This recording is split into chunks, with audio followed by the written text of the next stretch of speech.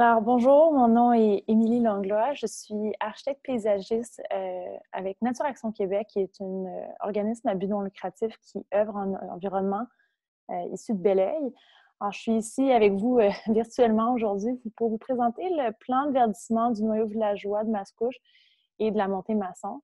Alors, ça remplace la présentation qui devait être faite au public à Mascouche, mais vu les circonstances, on a jugé que c'était intéressant de vous le présenter tout de même, mais de façon virtuelle. Alors, je vous présente aujourd'hui un travail qui a été fait sur plusieurs mois et qui, en fait, qui a été, dont toutes les étapes ont été rassemblées en un seul document aujourd'hui. Je pense que ce qui est important de noter d'abord, c'est que c'est un projet évolutif. C'est un projet, en fait, là, ce qu'on vous présente aujourd'hui, c'est une vision globale pour le verdissement du noyau villageois. Mais en fait, c'est vraiment un travail qui se fera un peu plus de longue haleine et qui va nécessiter des étapes supplémentaires. Alors, il faut savoir qu'avant de faire la réalisation des projets qu'on propose dans ce document-ci, évidemment, chaque proposition va être soumise à des consultations publiques et à une révision par rapport aux éléments qu'on veut garder et au financement pour ces projets-là. Alors, là, les éléments visuels qui sont présentés dans cette vidéo-là, les formes, les couleurs, les matériaux, font référence à une vision conceptuelle des lieux. Alors, c'est plus un résultat d'un processus d'idéation que vraiment une finalité. Là. Il faut vraiment voir ça comme une vision pour le noyau villageois et non pas des propositions finales. Ce que je vais faire juste pour vous donner une petite structure de la présentation, ça devrait durer une vingtaine de minutes. Je vais vous donner un peu de contexte par rapport au projet dans son ensemble. Vous présenter la stratégie de verdissement, puis après ça, les plans concepts, les plans pour les rues qui ont découlé de ça et les simulations visuelles. Alors, c'est des petits croquis là, qui représentent les plans qu'on a faits. Et puis, vous donner un petit aperçu là, des prévisions budgétaires qui sont associées aux différentes présentations.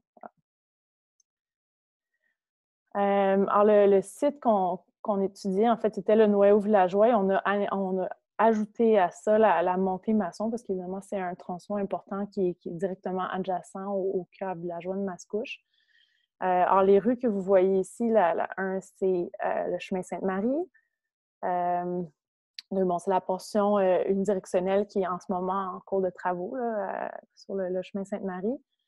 La rue du Prat, le chemin Janotte, la rue Janotte, le chemin Saint-Pierre tout en haut, la montée Masson et puis l'avenue des Ancêtres, qui était une autre rue, en fait, qui était un peu excentrée par rapport au noyau villageois qu'on a décidé d'inclure parce qu'elle était aussi importante. Alors on avait ces rues-là en tête, mais en fait, il fallait donner une stratégie de verdissement à l'ensemble du noyau. Alors, même si les déclinaisons par rue sont peut-être plus uniques, l'idée, c'était d'avoir une stratégie d'ensemble pour tout ce noyau-là. Puis pourquoi se doter d'une stratégie de verdissement? Bien, d'abord, pourquoi verdir? Pourquoi planter? Ça, il y a plusieurs raisons pour ça. Il y en a certaines que vous connaissez peut-être. Déjà parce que c'est important pour réguler la qualité de l'air. Les arbres, surtout les arbres à grand déploiement qu'on appelle avec une grande canopée, ont un grand impact sur la qualité de l'air. Aussi un impact sur la qualité et la quantité de l'eau de ruissellement, l'eau qui tombe du ciel et qui se ramasse en fait dans les égouts pluviaux. Les arbres peuvent avoir un grand impact sur diminuer cette eau-là.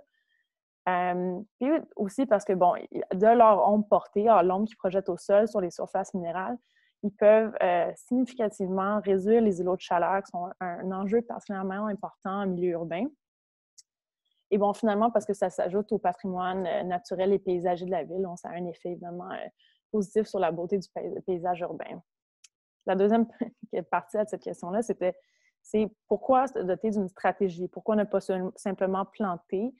Mais l'idée ici avec la stratégie de verdissement, c'était d'avoir une vision cohérente sur quoi est-ce qu'on se base en fait pour ajouter de la canopée à ce milieu urbain-là.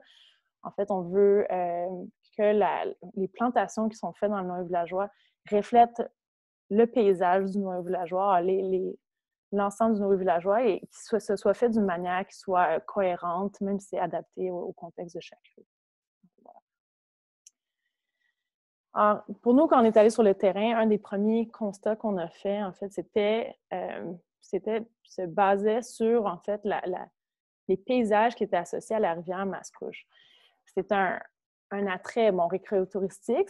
Les gens aiment la regarder, la naviguer, la considèrent dans le paysage. Mais en fait, avec le temps, ce qu'on on va vous montrer, c'est que les paysages qui sont associés à cette rivière-là, ils ont un peu disparu, en fait, du cœur et de l'esprit, en fait, de la ville. Et pourtant, ça a eu un impact très grand sur le développement, puis ça a une place quand même importante pour les gens de Mascouche, on considère. Alors voilà, on trouvait que c'était un des filons directeurs importants dans les paysages naturels de Mascouche. Je vais vous montrer avec un petit topo de carte, là, comment est-ce qu'en fait les paysages de la rivière ont un peu disparu avec le temps. Puis ce qui a fait, en fait, c'est que comme elle a disparu de la vue, mais aussi peut-être qu'elle a été un peu négligée. Elle a subi beaucoup de pollution à travers les années, beaucoup d'efforts récents pour la nettoyer, mais certainement son état n'est pas optimal. Ça, c'est pour vous montrer, c'est le développement de Mascouche en 1900, combien la rivière, elle était un élément important du paysage. Déjà, elle était, à cause de ses berges, pas très facile à traverser. Elle a vraiment eu un impact assez grand sur la morphologie des rues. On peut voir comment les bâtiments se dessinent autour de la rivière. Et puis, tous les petits tributaires, tous les petits ruisseaux agissaient, en fait, comme des petites frontières ou des petites lignes de force là, dans le village. Puis ils étaient tous, en fait, à l'état naturel. Dans les années 70, bon, un petit effet d'urbanisation, plus de gens qui s'installent, des maisons plus de type banlieue commencent à apparaître. Et puis, pas tous, mais beaucoup des ruisseaux qui étaient auparavant dans un tracé naturel ont été redressés. Et puis, finalement, on arrive en 2020, explosion démographique à Mascouche, beaucoup de gens s'installent. Beaucoup des ruisseaux ont disparu, ils ont été canalisés. Alors, ceux qui étaient même redressés ont été enfouis sous terre. Il en reste très peu qui sont encore visibles, là, notamment les petits tributaires qu'on voit là, qui passent derrière le chemin Sainte-Marie. Alors, c'est intéressant de voir comment c'était tellement un élément important, puis avec le temps, en fait, ça a graduellement disparu avec l'urbanisation. À partir de ce constat-là, en fait, nous, ce qu'on a voulu faire, c'est à travers la stratégie de verdissement, c'est mettre en valeur des points de contact avec la rivière Mascouche et ses tributaires. C'est vraiment mettre en valeur les points où on pouvait observer et profiter des paysages associés à cette rivière-là. Puis le verdissement, c'est une des stratégies, en fait, pour créer cette mise en valeur-là que je vais vous expliquer. Une des stratégies, en fait, c'était à ces points de contact-là, à ces points où c'est encore possible de voir la rivière, c'était de créer des petites placettes ou des petits points d'appel dans le paysage qui utilisaient des matériaux qui, eux, faisaient appel à la rivière. Il y avait différentes manières de faire ça. Mais bon, d'une manière, c'était de faire des aménagements qui intégraient ou qui ramenaient à la lumière les ruisseaux. Est-ce que c'était canalisé ou est-ce que c'était possible? En fait, on pouvait ramener un petit élément d'eau aux endroits où est-ce qu'il y en avait avant. Utiliser des matériaux comme du galet de rivière et puis des roches qui sont associées au paysage riverain. Dans un contexte plus urbain, on veut aussi intégrer des biorétentions. En fait, c'est un aménagement qui est là pour attraper ou collecter les eaux de ruissellement. L'idée de ça, c'était que quand il y avait des grandes pluies, l'eau s'accumule dans ces plates-bandes-là, en fait, et rappelle encore une fois le fait qu'il y a de l'eau dans le paysage. Alors là, on voit ici, il y a un trottoir qui traverse une plate-bande qui est en dépression, là, en creux. Puis ça évoque ce paysage-là. Et puis, il y avait toute une idée d'utiliser des plantations, des types de plantes qui évoquent les milieux riverains, les milieux ripariens. Alors ça, c'est toute une stratégie là, dans le choix des végétaux uniquement indigènes, là, qui sont vraiment associés au paysage de la rivière Mascouche qu'on aurait trouvé en fait partout avant l'urbanisation de Mascouche. Ça, c'est une autre image, en fait, pour vous montrer là, cette utilisation-là des matériaux qui sont, même si, bon, il n'y a pas d'eau présente, qui rappellent un peu le patrimoine naturel et patrimoine culturel de Mascouche. C'était d'aller rechercher des matériaux qui évoquent, en fait, le développement de Mascouche original autour de la rivière, tout dans ça c'est l'hôtel de ville ici, vous voyez, mais de reprendre des pierres vernaculaires ou des pierres ancestrales dans les aménagements pour un peu rappeler ce passé-là. Comme je vous expliquais plus tôt, utiliser des trottoirs de bois. En fait, il y en avait partout avant dans le noyau de Mascouche. Dans le noyau de Mascouche, sur le chemin Sainte-Marie, les trottoirs étaient en bois. Pas nécessairement à cause de l'eau, à cause que c'était ce que les gens avaient les moyens de construire à l'époque. Mais c'est une manière intéressante aussi d'évoquer des paysages justement où est-ce que de l'eau est présente. Puis utiliser du galet de rivière ou de l'enrochement pour un peu recréer les lits de rivière asséchés. Et puis voilà, ça c'est une palette végétale de végétaux indigènes qu'on propose en fait dans ces milieux. Puis c'est tous des végétaux qui sont adaptés aux conditions urbaines certainement, mais aussi adaptés à des milieux plus humides ou dans des bandes riveraines. Alors, voilà, c'est toute l'idée de, par exemple, l'iris et d'autres plantes qu'on connaît bien qui sont vraiment, qui évoquent ce paysage-là. Alors, une fois qu'on a la stratégie générale est mise en place avec les matériaux et puis les végétaux, on s'est ensuite penché sur les différents tronçons de rue. Ici, vous voyez, le premier que je vais vous présenter, c'est le chemin Sainte-Marie, la portion sud, qui n'est pas en réaménagement en ce moment.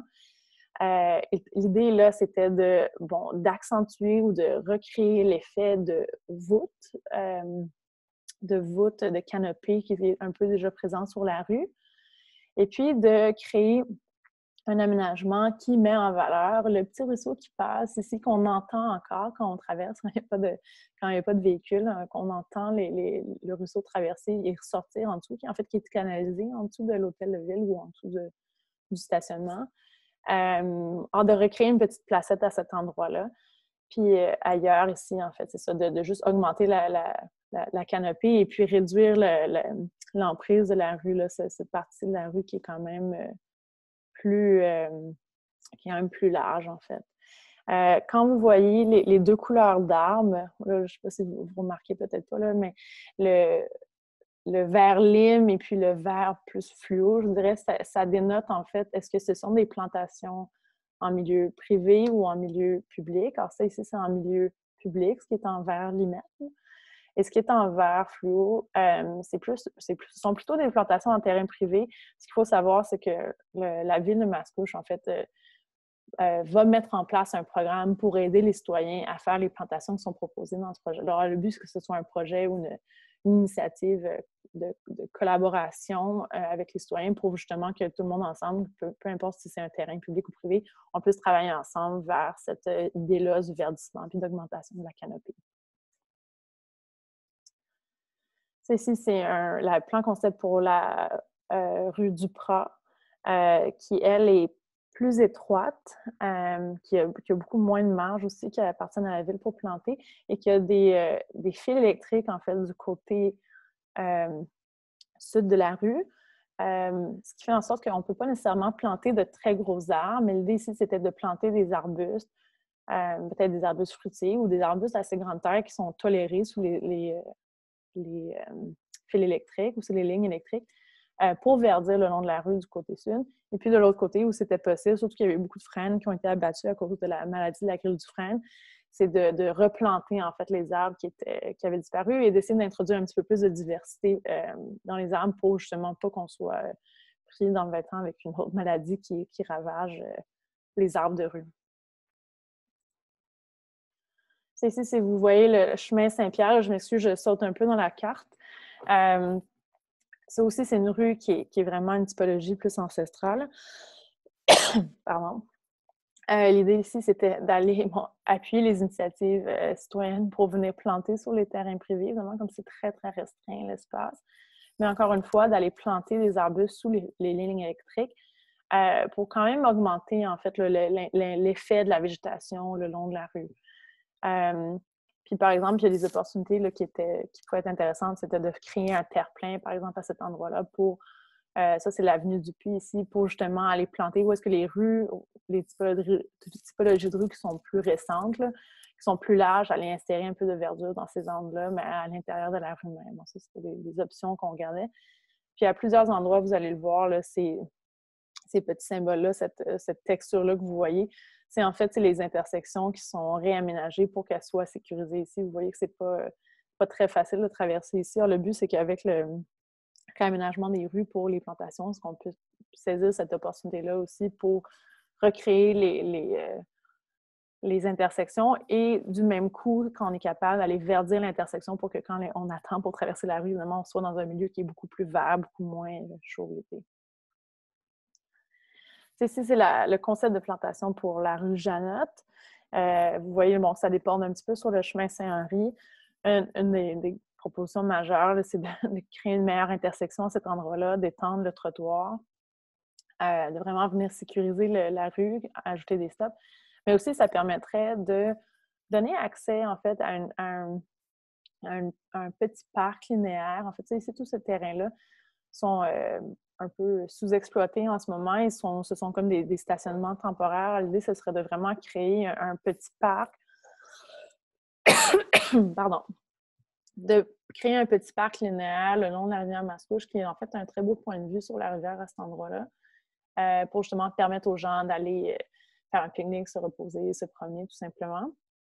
Et dans le reste de la rue, bon, déjà de venir verdir puis cintrer un peu le stationnement qui est ici au coin de la rue, de venir faire des plantations sans empêcher qui que ce soit d'avoir accès au stationnement, mais quand même de fermer le coin pour donner un effet plus vert à cette intersection-là.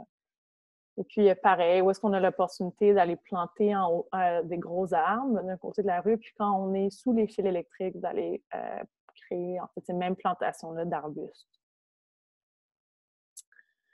Ça, c'est une simulation visuelle, un croquis qui représente ce que ça pourrait avoir l'air à la rue Jeannotte avec, bon, ici, on voit la nouvelle intersection avec les trottoirs qui sont modifiés, en fait, étendus, allongés, les arrêts pour sécuriser, parce qu'évidemment, c'est une zone qui est quand même assez rapide là, de transit, surtout à cause de la courbe dans la rue. Puis, en venant planter, sans même vraiment empiéter trop sur le stationnement, on pourrait venir vraiment créer une belle plate-bande ici, puis planter des arbres de très grand calibre qui, eux, créeraient de l'ombre projetée sur la rue. Alors ça, c'est un peu l'idée, là, c'est d'aller rechercher un petit peu dans l'emprise de la rue qui est plus large qu'elle a besoin d'aide pour créer ces plantations-là. Ici, vous avez la montée Masson. Alors, on l'a divisé en deux sections parce que bon, la rue est très longue, mais il faut savoir que c'est à peu près la même proposition à cet endroit-là aussi. C'est sous les lignes électriques, encore une fois, de venir planter des arbustes. Là, vous voyez, là, les arbustes sont cintrés de zones de paillis, en fait, parce qu'on est en terrain privé. Puis bon, la limite entre la zone publique et privée, elle est assez restreinte. L'idée, c'était de créer des plates-bandes qui se ressemblent plus à une plate-bande que vous auriez en façade de maison. Ici, on a des plus gros blocs appartements. Alors, ce serait de créer ces petites plantations-là récurrentes. Et puis, de l'autre côté de la rue, où est-ce qu'en fait les fils sont enfouis, on a beaucoup d'espace, c'est d'aller vraiment planter de très, très gros arbres. Sauf aux endroits où est-ce qu'on aurait de l'affichage pour les commerces, c'est peut-être là d'aller chercher des arbres. C'est ce que vous voyez les plus petits ici, là.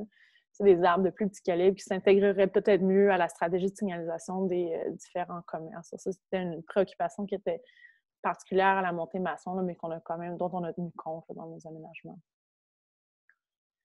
Voici l'autre section de la montée Masson. Vous voyez encore une fois les zones d'arbustes où on pouvait les intégrer. Et puis, les plantations d'arbres à plus petit et plus grand déploiement là, en fonction de l'affichage et de ce qui était possible. Et encore une fois, vous les voyez, les petits symboles, mais les traverses qui sont changées. Vous allez vraiment marquer les intersections pour s'assurer de redonner de la place aux piétons. En fait, c'est sûr que quand on fait du verdissement, on le fait pour tout le monde, pour que ce soit des véhicules ou les piétons inclus. Mais pour un piéton, c'est certain qu'avoir des intersections plus larges et puis des plus grands arbres dans l'emprise publique, ça a un très grand impact sur le confort, en fait, et ça améliore la qualité, en fait, de l'environnement pour les piétons, ce qui est une belle manière d'encourager, en fait, les modes de transport plus actifs et tout, la réduction des gaz à effet de serre. Et voilà. une autre petite simulation visuelle ou représentation de la montée maçon, pardon. On voit ici, ça c'est la bande de plantation avec les arbres. Bon, parfois des arbres plus gros, parfois ici des arbres plus petits. Ils sont intégrés dans une bande. C'est un concept qui s'appelle la gestion différenciée, mais c'est l'idée, c'est qu'on ne vient pas tondre ou on ne vient pas couper le gazon de la même manière dans certaines zones qu'ailleurs. Puis l'idée derrière ça, c'est qu'en fait, la faune urbaine ou même les abeilles, les insectes, les oiseaux et toute cette faune qui existe là, en milieu urbain peut vraiment bénéficier d'avoir des zones où est-ce que les fleurs sauvages ou les plantes pionnières là, qui s'installent naturellement ne sont pas fauchées aussi souvent. L'idée, c'est d'aider cette végétation-là à s'implanter, mais seulement dans une bande le long de la rue. Évidemment, ça n'empêche pas les commerçants de venir tendre, ça n'empêche pas le reste du site d'être maintenu comme les commerçants le veulent, mais ça donne quand même un effet d'avoir comme une zone d'herbacées plus haute. Puis là-dedans, on peut venir semer là, des fleurs sauvages et tout ce qu'on veut pour justement améliorer l'apport à la biodiversité urbaine. Et de l'autre côté de la rue, on voit ces fameuses plates-bandes-là avec les arbustes. On voit qu'ils ne sont pas nécessairement très hauts, ils s'intègrent assez bien sous les fils électriques, mais ça a un effet quand même considérable sur la quantité de végétation directement en bordure de rue. Puis ça, ils sont vraiment répétés là, partout où c'est possible, où il n'y a pas d'entrée charretière, il n'y a pas d'entrée véhiculaire. Alors, ça donne quand même si ce n'est pas beaucoup d'ombre projetée, ça donne quand même un bon effet en termes de verdissement le long de la rue. Et la dernière rue, mais non la moindre, c'est l'avenue des Ancêtres, qui est une rue intéressante parce qu'elle est très, très large. Elle est plus récente, bon, il y a plus d'espace pour planter. Puis il y a seulement un trottoir, dans ce moment, il y a seulement un trottoir du côté nord de la rue. Pour nous, ça devenait intéressant, surtout en termes d'études du réseau cyclable de la ville, c'était d'ajouter une piste cyclable ici. Pardon, et vraiment venir la formaliser du côté nord de la rue. Alors, de créer une piste multifonctionnelle. C'est un trottoir, mais plus large, qui est ouvert aussi aux cyclistes. Et comme c'est une zone institutionnelle, ici, on a l'école, on a la bibliothèque derrière, le CHSLD. En fait, c'est une zone qui est assez fréquentée par les piétons. Donc, pour nous, ça devenait important là, de vraiment rendre plus formel l'espace qui était pas dédié aux véhicules. En faisant ça, on empiète un petit peu dans la rue, mais en fait, on n'enlève aucune voie de circulation. On limite le stationnement d'un côté de la rue seulement. Il y en a encore beaucoup qui restent. Mais l'idée, c'est en créant cette zone-là, on vient vraiment ajouter une quantité incroyable de verdissement ici. Là, vraiment, la proportion de verdissement, je n'ai pas inclus à cette présentation-ci les pourcentages, mais on passait on augmentait, je pense, d'une vingtaine de pourcents que pratiquement là, la canopée dans cette zone-là. C'est quand même considérable.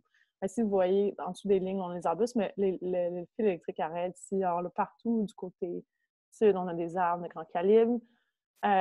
Ceux qui sont déjà en pâle, c'est des arbres qui sont déjà existants. Il y en avait déjà une bonne quantité. On est venu ajouter où est-ce qu'on pouvait. On a même intégré des conifères ici, comme on avait l'espace pour, puis il n'y avait pas de problème là, par rapport à des angles de visibilité là, pour les véhicules, qu'on fait les retirer des coins. Là. Souvent, les conifères, c'est un petit peu trop large, pas sur le coin d'une rue. Mais ici, on avait amplement d'espace pour les intégrer. Puis la petite bande que vous voyez là, tout le long de la rue, c'est une bande de biorétention. C'est une plate-bande en dépression, comme on parlait plus tôt, qui est là pour récolter l'eau de pluie. C'est vraiment, ça a un double impact. Et c'est là pour le verdissement et c'est là pour la gestion des eaux de pluie. C'est vraiment un outil de verdissement incroyable. Toutes les intersections à ces endroits-là sont réduites en espace. En fait, au lieu d'avoir des très larges rayons pour les véhicules, c'est plus petit. Ça permet aux piétons de traverser de manière plus sécure, comme ce sont quand même de très grandes intersections. Alors là, évidemment, on en a ajouté une là, où est-ce que justement, est-ce qu'il y avait plus de risques d'avoir des gens qui traversent. Et puis, dans l'autre portion, dans la portion est, c'est la même chose. En fait, ici, on voit là, les biorétentions le long de la rue, puis le verdissement derrière, puis toutes les intersections qui sont sécurisées. Puis l'autre élément qui est intéressant, en fait, qui était une proposition qui a été faite, c'était de Remettre en évidence le ruisseau. Il y a un des tributaires, alors un des petits ruisseaux qui est associé à la rivière Mascouche qui a été enfoui dans cette zone-là.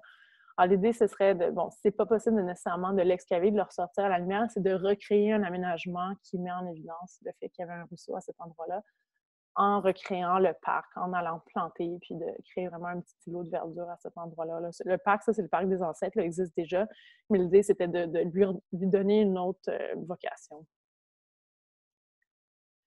Et ça, c'est une simulation visuelle qui représente ce que l'avenue des ancêtres pourrait devenir. En ce moment, là, il y a quelques arbres de l'autre côté, mais ici, il n'y a rien. Alors, c'est vraiment un gain en termes de canopée incroyable. Là, ici, vous avez les arbres dans les biorétentions. C'est ici, vous les voyez, là, la petite entrée d'eau. L'eau qui, quand il pleut, en fait, se dirige naturellement dans ces zones-là. Et puis derrière, et bon, de chaque côté de la rue, des arbres à plus grand déploiement. Ça fait vraiment un milieu qui est très verdi et qui est vraiment parfaitement adapté, en fait, à tous les gens qui circulent dans cette zone-là pour se rendre à l'école, se rendre au travail, se rendre au noyau villageois de Mascouche. Ça, c'est des petites vignettes là, pour vous montrer un peu de quoi ça a l'air quand on enlève tout le contexte, tous les bâtiments, si on fait juste regarder la stratégie telle quelle. Ça, en fait, c'est l'ajout des rues par rapport au type de rue qu'on a. Quand on a un fil électrique, c'est ce que vous voyez ici.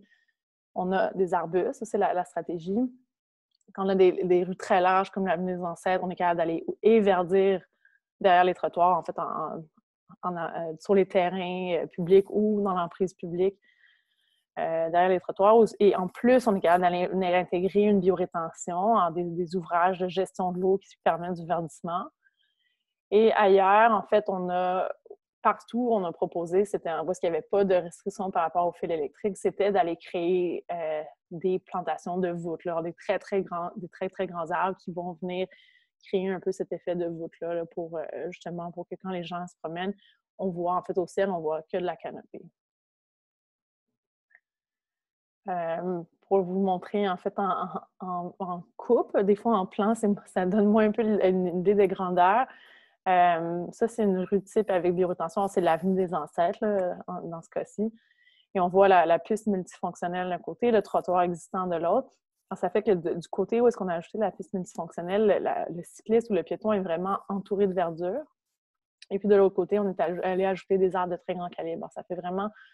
Autrement, la rue, elle allait d'ici jusqu'à là. C'était une rue très, très large avec très peu d'arbres.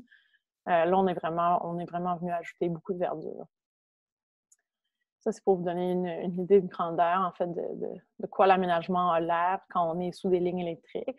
On va chercher des arbustes qui sont quand même assez grands, qui sont à la hauteur des yeux d'une personne. Bon, ce qui veut dire qu'on n'a pas nécessairement d'ombre projetée, mais quand on se promène, on a quand même l'effet de la végétation. Et puis, de l'autre côté, on avait des arbres à grand déploiement. Puis l'idée, c'est qu'il y avait une espèce de gradation aussi dans les aménagements. Ça, c'est dans le résidentiel. On est dans le plus petit, dans les herbacées, dans les vivaces, arbustes et puis arbres. Et ce qui se faisait, c'était un effet de ligne qui était vraiment intéressant, qu'on ne trouve pas partout. Bon, ça conclut peut-être un peu raide, mais toutes ces images-là, comme je l'ai mentionné avant, puis comme je veux le mentionner encore, ce sont des premiers exercices de visionnement de ce que le verdissement pourrait avoir l'air à Mascouche. C'est beaucoup d'idées qui sont présentées, qui dépendent un peu de la faisabilité par rue. C'est évidemment, on n'est pas allé aussi loin qu'aller étudier les possibilités de planter à chaque endroit qu'on a proposé, mais ça vous donne une idée du potentiel de verdissement qu'il y a au noyau villageois, qui est en fait assez phénoménal, surtout si on imagine que toutes les rues qui ont ce type d'emprise-là, qui ont des fils électriques et qui ont plus d'espace pour planter d'un sens, si on est capable d'aller planter avec ce style de plantation-là partout à travers la ville, pas juste dans le noyau, on est vraiment capable d'aller chercher un maximum de verdissement puis d'avoir un impact très, très grand dans 10, 20, 30 ans quand les arbres vont être à maturité. C'était un très, très global estimé des coûts, en fait, associés à ces projets-là. Bon, comme vous l'imaginez, les plantations telles quelles ne sont pas nécessairement l'item le plus coûteux. C'est vraiment où est-ce qu'on est allé faire des travaux de réfection des rues complets. Comme par exemple, vous avez vu des ancêtres, là, ça demande vraiment de la construction d'un nouveau trottoir. Évidemment, là, ça engendre des coûts plus hauts. Ça, c'est le montant que vous voyez en haut. Le deuxième, c'est toutes les infrastructures de gestion de l'eau de ruissellement qui, comme je l'ai présenté, étaient en fait toutes ces placettes et tous les ouvrages de biorétention, les plates-bandes dans l'impression qui, elles, accueillent et du verdissement et la gestion de l'eau. Les plantations dans l'emprise publique, ça, c'était un montant qui a été séparé pour dire, là, en fait, c'est des montants qui allaient être alloués pour de la plantation dans l'emprise publique, pas seulement dans... pas incluant là, tout ce qui allait être fait dans l'emprise privée, là, qui va être comme... qui va faire l'objet, en fait, d'un montant différent, d'une stratégie différente. Là, ça serait de plus de l'appui aux soins pour se procurer des armes. Et puis, bon, du marquage et du mobilier pour... En fait, on a toute une stratégie justement d'aménagement de ces placettes-là et de rues qui demandent d'avoir un mobilier, des pavages et tous des éléments similaires dans le noyau villageois. C'est un petit estimé de ces coûts-là. Et puis, ça arrive à ce montant-là. Évidemment, c'est très provisoire, mais ça donne une idée de ce que ça demande. Évidemment, ça va être fait sur plusieurs années. Voilà. Bon, comme on est en version virtuelle, je n'aurai pas de questions, mais je vous invite quand même à partager vos impressions du projet et à participer en grand nombre, en fait, à cette initiative-là, parce que, en fait, nous, on a beaucoup été marqués par la beauté du paysage de Mascouche, surtout tout ce qui était associé à la rivière, puis on pense vraiment que ça a un très grand potentiel en termes de verdissement puis de mise en valeur des paysages de la rivière, et on a été très fiers de collaborer à ce projet-là. Merci, au revoir.